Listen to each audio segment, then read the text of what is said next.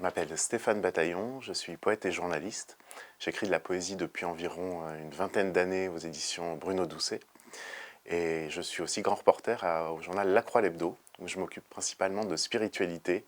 Et j'essaye de tisser des liens entre la quête de sens contemporaine et la pop culture, des films, des séries, des bandes dessinées.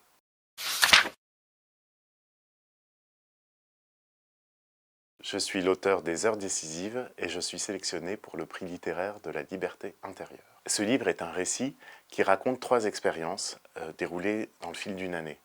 Une retraite silencieuse à l'abbaye de Landévennec qui a engendré en fait une volonté de me faire baptiser dans la confession protestante et tout de suite après une semaine de jeûne dans une autre abbaye bénédictine, l'abbaye de Pradines à Lyon. Et dans cet essai en fait j'ai voulu faire sentir au lecteur toutes les rencontres, toutes les réflexions, une sorte de retraite de papier pour un peu faire vivre ces moments de retraite, de contemplation, mais aussi beaucoup de rencontres que j'ai eues lors de ces trois expériences qui se sont toutes déroulées en l'espace d'une année et qui m'ont mené vers un affermissement de ma foi en toute liberté et en partage en fait avec les expériences des autres, leurs doutes, leurs certitudes parfois.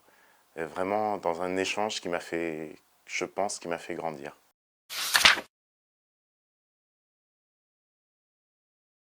Alors la liberté intérieure, pour moi, ça évoque une grande plaine d'herbes vertes en été, de cet été invincible dont parlait Albert Camus. C'est vraiment un espace où on peut se promener, contempler aussi, s'agenouiller pour regarder les petits détails du quotidien. Et à la fois un champ vaste, une expérience de découverte infinie, presque infinie, tout en restant un peu dans le même lieu, en rentrant en soi-même. C'est vraiment une grande aventure intérieure que je prends plaisir à explorer de multiples manières, que ce soit en poésie ou dans le journalisme.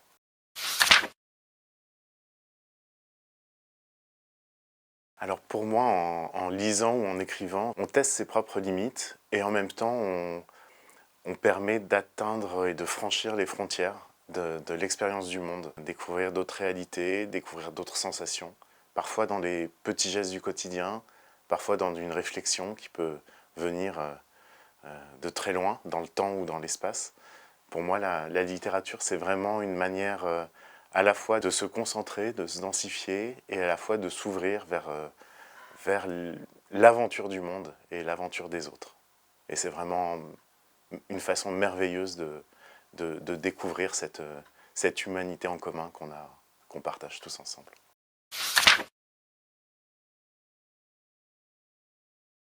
Le lieu où je me sens profondément libre, c'est peut-être les montagnes suisses dans lesquelles j'ai la chance d'aller randonner chaque été. C'est vraiment un univers préservé où je peux me remettre à contempler là aussi les insectes, les papillons, librement, en me reconnectant un peu avec la nature voilà, qui dans mon métier de journaliste n'est pas tous les jours présente.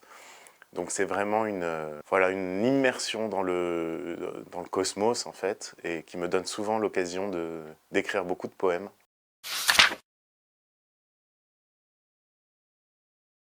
Une figure qui incarne la liberté, ce serait peut-être le pasteur Dietrich Bonhoeffer, qui a résisté au nazisme pendant la Seconde Guerre mondiale, mais qui a aussi réussi, en écrivant de nombreux textes, à formuler une vision du christianisme qui me correspond, je pense, très bien, qui est un christianisme qui revient à la parole, au geste, à la fraternité. Très simple. J'admire en fait cette capacité qu'il a eue déjà à prendre la défense des Juifs alors que ce n'était absolument pas la tendance au début de la guerre, et ensuite à continuer d'écrire en captivité des notes bouleversantes. Voilà, réussir à allier sa vie dans le monde et préserver cette vie spirituelle intérieure, arriver à allier les deux, sans que l'une prenne le pas sur l'autre, ou en tout cas que les deux aillent dans le même élan, dans le même mouvement. Pour moi, ça a quelque chose à voir avec l'unité qu'on recherche un peu tous, et peut-être l'union avec ce transcendant divin.